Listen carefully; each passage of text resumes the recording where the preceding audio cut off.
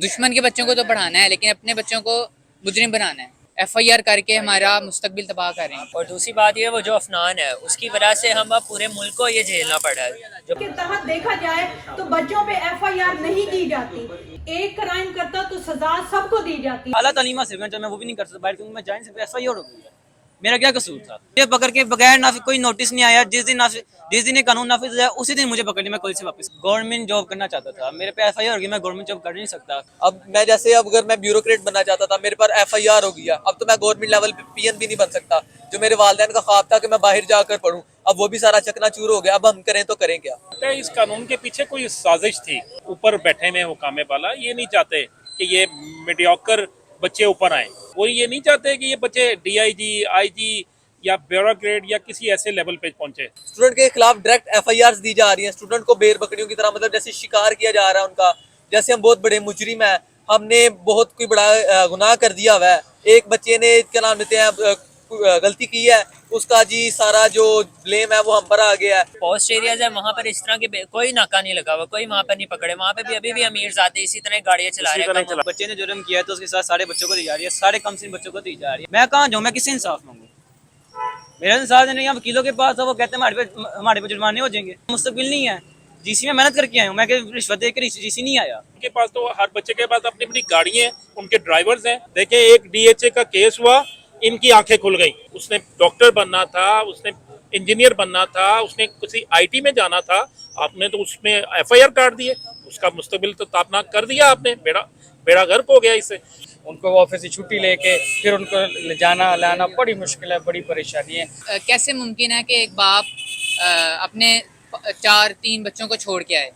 कैसे वो मुमकिन है? ऑफिस जाए, अपना जॉब करे या बच्चों को छोड़े? के तहत देखा जाए तो बच्चों पे एफआईआर नहीं की जाती, एक क्राइम करता तो सजा सबको दी जाती। मेरी आईजी पंजाब साहब से हम्बल रिक्वेस्ट है कि सर आप एक्शन स्टूडेंट्स पे ना लें। बाप ने 18 साल मेहनत की है, मजदूरी की है, वो उनकी फीसें पे कर रहे हैं और 18 सेकंड में उनको ला के उनके ऊपर एफआईआर काटी जा रही है। बिस्मिल्लाहिर्रहमानिर्रहीम। आप देख रहे हैं एमडी न्यूज टीवी। मैं हूं आपका होस्ट राना दिलशाद। नाज़रीन, चंद रोज पहले डीएचए में एक कम उम्र रईसज़ादा 6 अफराद को रौंदकर मार डालता है। उसकी सजा पूरे शहर के बच्चों को दी जाती है। मेरे साथ मौजूद है कुछ बच्चों के वालिदैन और बच्चे। आइए इनसे इस बारे में बात करते हैं। अस्सलाम वालेकुम जी।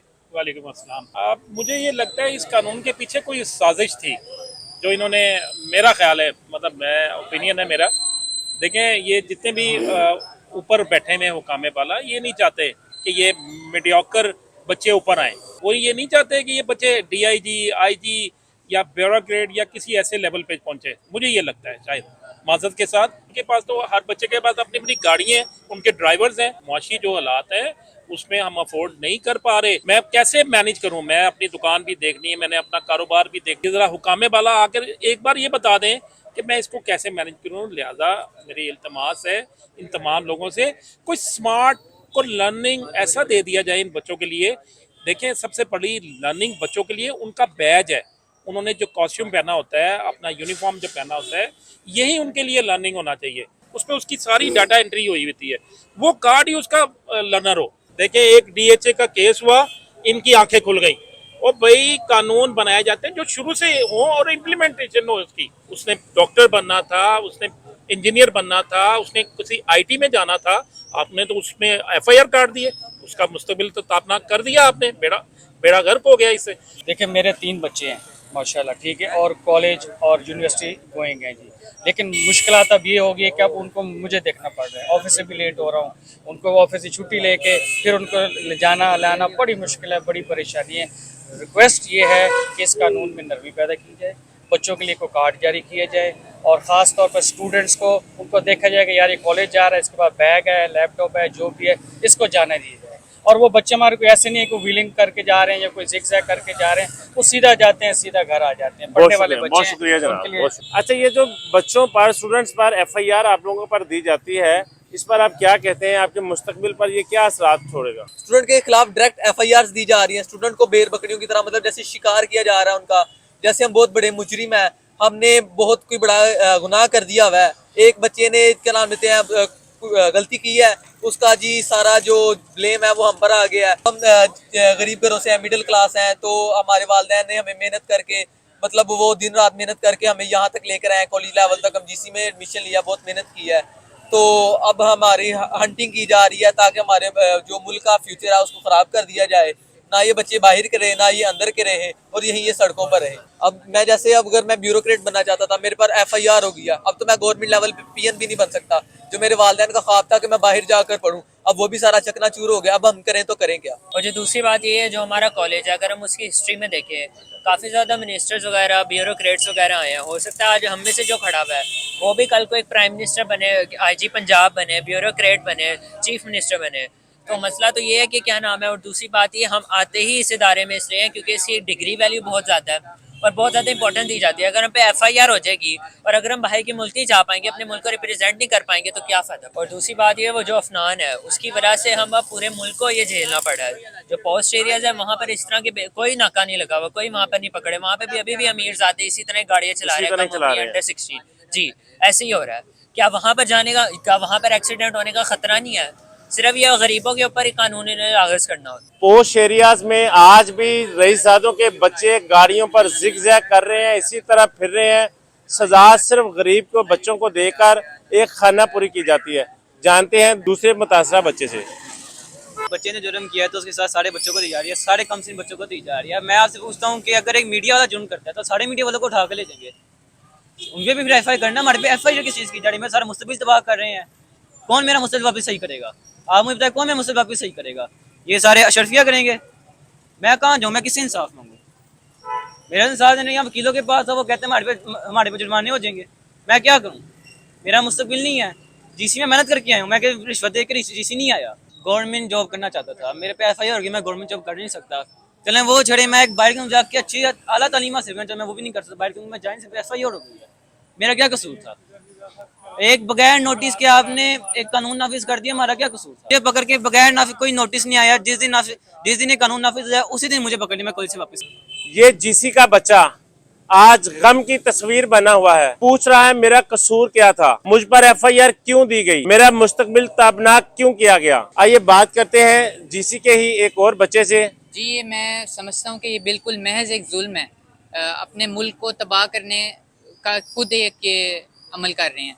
अगर कोई बाहर से कुछ कर दे तो कहते हैं कि साजिश हो रही है और आप खुद अपने मुल्क का फ्यूचर तबाह कर रहे हैं। कैसे मुमकिन है कि एक बाप अपने 4-3 बच्चों को छोड़ के आए? कैसे वो मुमकिन है? ऑफिस जाए, अपना जॉब करे या बच्चों को छोड़े? यही तो मसला है। वो क्या करे? वो जॉब करे या हमें छोड़ के आए अपने स्कूल, कॉलेजेस और अकेडमीज़ में।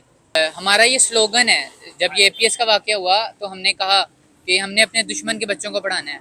और ये हमारे जो हुक्मरान है, हमारी अदलिया है, ये चाहती है कि दुश्मन के बच्चों को तो पढ़ा लें लेकिन अपने बच्चों को ना पढ़ाएं, इनको जाहिल रहने दें ताकि ये अपनी आवाज़ ना उठा सकें और ये तबाह हो जाएं, ये इधर ही सड़क पे रह जाएं।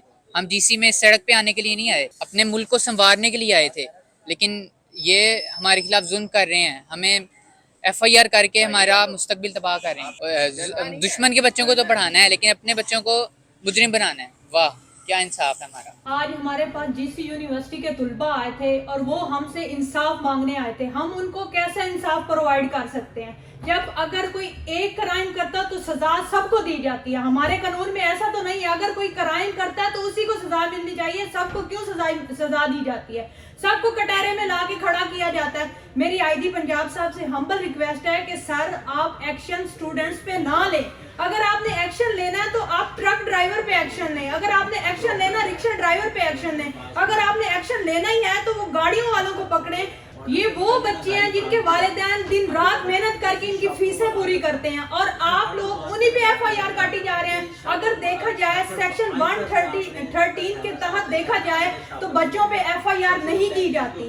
एक बच्चे के बाप ने 18 साल मेहनत की है, मजदूरी की है, वो उनकी फीसें पे कर रहे हैं और 18 सेकंड में उनको ला के उनके ऊपर FIR काटी जा रही है, उनको जेल में बंद किया जा रहा है। कमिश्नर बन सकता है या वो कल को कोई IG पंजाब बन सकता है। अब एक बच्चे को डायरेक्ट ही मुजरिम बनाया जा रहा है, उसको जेलों में बंद किया जा रहा है। वो क्या फ्यूचर संभालेगा? वो आगे क्या देखेगा कि मैंने फ्यूचर में क्या करना है, क्या नहीं करना? मेरी IG पंजाब साहिब से रिक्वेस्ट है कि वो एक कमेटी बना लें और उस कमेटी के तहत बच्चों को अलाउ कर दें, यूनिफॉर्म वालों को बिल्कुल ना रोका। इन मुतासरा बच्चों का कहना था कि हमारा कौमी स्लोगन तो ये है कि हमने दुश्मन के बच्चों को तो पढ़ाना है, मगर अपने बच्चों को क्या मुजरम बनाना है, ये इनके आज मासूम सवाल थे।